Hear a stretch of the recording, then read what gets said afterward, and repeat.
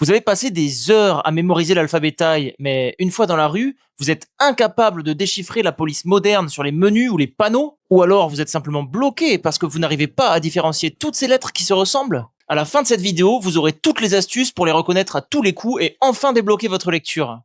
On commence les consonnes avec Goggai, Pro Sampao, Trotung. Ce qui les différencie, c'est la présence et l'orientation de la petite boucle sur le pied gauche de la lettre.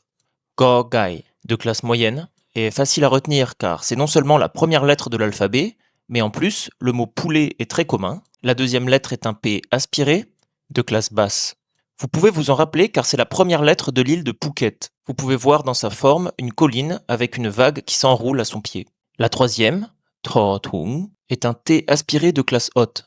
Sa boucle pointe vers la droite, vers l'intérieur de la lettre. Tung est un mot très commun qui signifie sac. Vous pouvez voir la boucle comme une pièce en train d'être mise dans un sac. Aujourd'hui, on voit partout en Thaïlande des polices de caractère dites modernes. Leur principale caractéristique est de ne pas avoir les petites boucles que l'on voit sur les lettres traditionnelles. L'objectif est purement esthétique. Elle donne un look minimaliste, épuré et international, comme nos polices sans sérif. La difficulté, c'est que ces boucles sont des indices essentiels pour différencier des lettres qui se ressemblent parfois beaucoup. Sans elles, la lecture peut devenir difficile, surtout quand on débute. Mais rassurez-vous, il y a des astuces pour s'y retrouver, et on va voir ensemble comment les reconnaître. On va voir à quoi ressemblent ces lettres dans différentes polices d'écriture.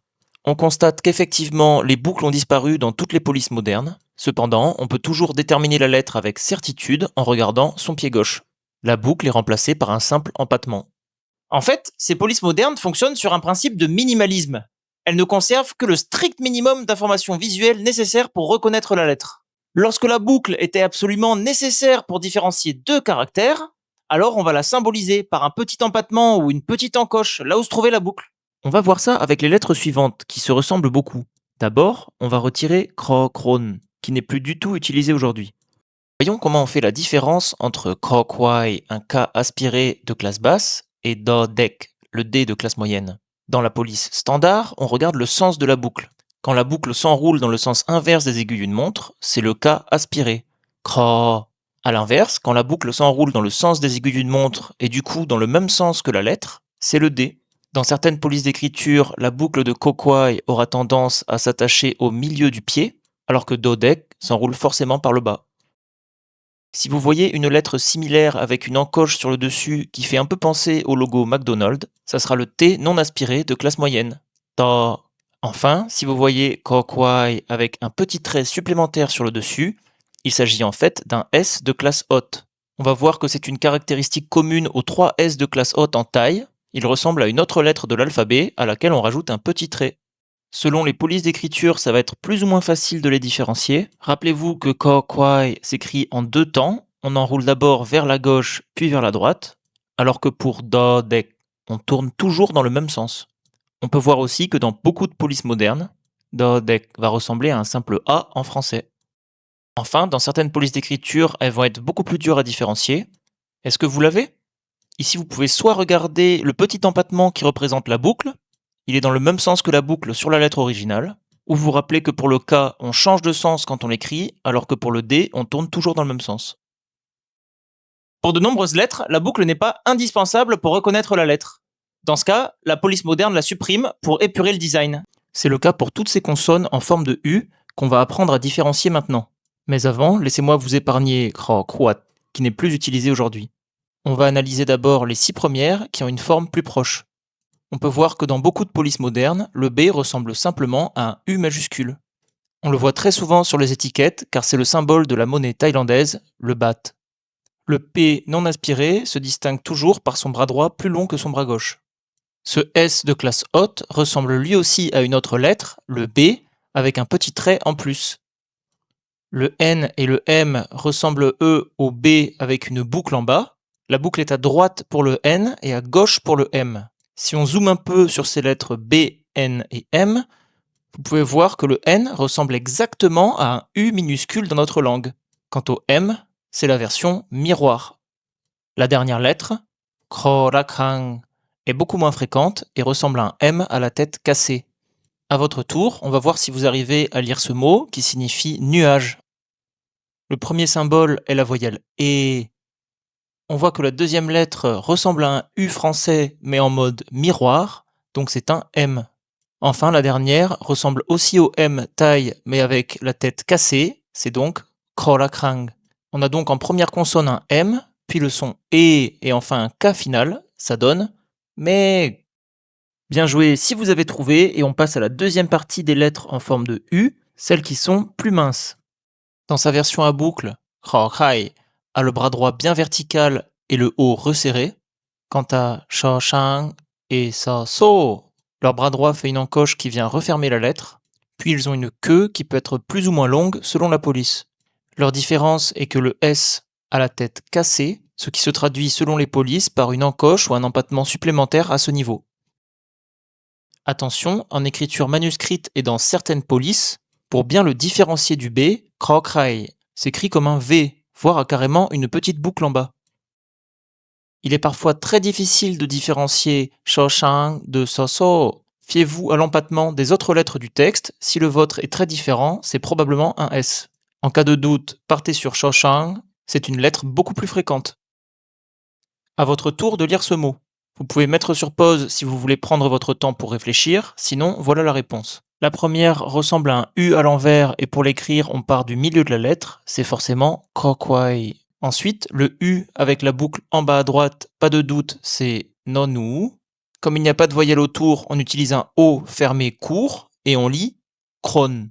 Ça veut dire une personne. Ensuite, la lettre suivante ressemble à un V, on vient de la voir, c'est Krokrai.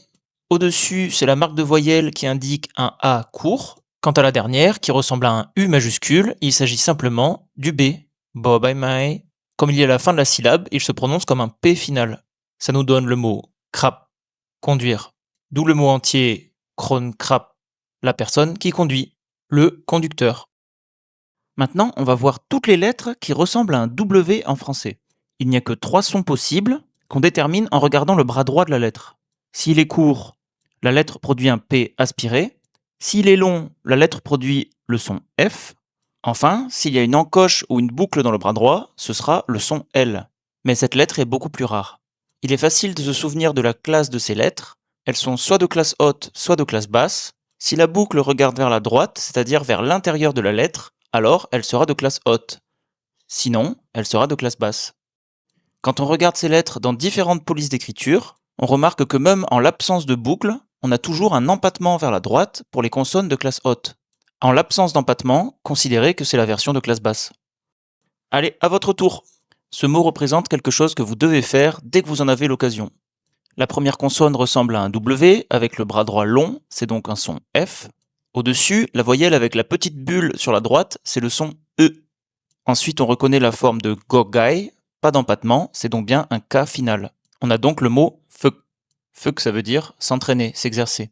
Ensuite, on a encore un W, les deux bras font la même longueur, donc c'est le son pra. En dessous, la voyelle en forme de U, c'est le son OU. Enfin, la dernière lettre, on voit qu'elle s'enroule bien entièrement dans le sens des aiguilles d'une montre, c'est donc le son D. Et comme elle est en dernière position, elle produit un T final. On obtient put, parler. Au final, fuk put, ça veut dire s'exercer à parler. De prime abord, ce groupe de lettres ne se ressemble pas forcément beaucoup. Cependant, vous allez voir que selon les polices, on peut avoir un doute. Une chose à noter d'abord, on arrive au troisième et dernier S de classe haute, et une fois encore, il ressemble fortement à une autre lettre, cette fois-ci le L, avec un petit trait en plus. En parlant du L, lolling, on peut voir que dans certaines polices, il va ressembler fortement à un A à 2 étages en français. Regardons de plus près ngongu et totan, car en l'absence de boucle, leurs symboles peuvent se ressembler beaucoup. La technique, c'est de regarder le bras gauche. S'il est recouvert par la boucle au-dessus, ce sera totan. En revanche, s'il est libre, ce sera ngongu. Dans certaines polices minimalistes, le bras gauche de ngongu peut être très court et sa forme fera alors penser à un J majuscule. Quant à totan simplifié au maximum, il peut n'avoir qu'un simple empattement qui se rattache au milieu de la lettre. Pouvez-vous lire ce symbole? À gauche, c'est la voyelle E. Et à droite, c'est bien la lettre Zhozhan. Dans certaines polices d'écriture stylisées chinoises, les lettres ont souvent des formes plus carrées, avec des angles droits. Ici, Zhozhan ressemble carrément à un F en miroir ou bien au chiffre 7. Le mot se lit J. C'est le symbole du festival végétarien, célébré par les Thaïlandais d'origine chinoise tous les ans pendant une semaine à l'automne en Thaïlande. À Phuket, ce festival connaît une variante particulière où des médiums, appelés Ma Song, se transpercent rituellement les joues lors des processions. On a bien avancé sur les consonnes, on va faire une petite pause pour regarder un peu du côté des voyelles.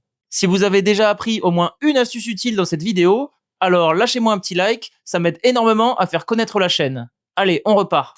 On va regarder en particulier les voyelles que vous pourriez confondre, en commençant par les marques de voyelles qui se placent à gauche de la consonne. L'astuce est simple. Si le symbole est court, c'est le « et ». S'il est long, vous ne pourrez pas forcément vous fier à la forme de la lettre. Il faudra regarder dans quel sens pointe le haut de la voyelle. S'il pointe à gauche, c'est un « ai ». S'il pointe à droite, c'est un « o ». Et voici les voyelles qui s'écrivent au-dessus et en dessous de la consonne.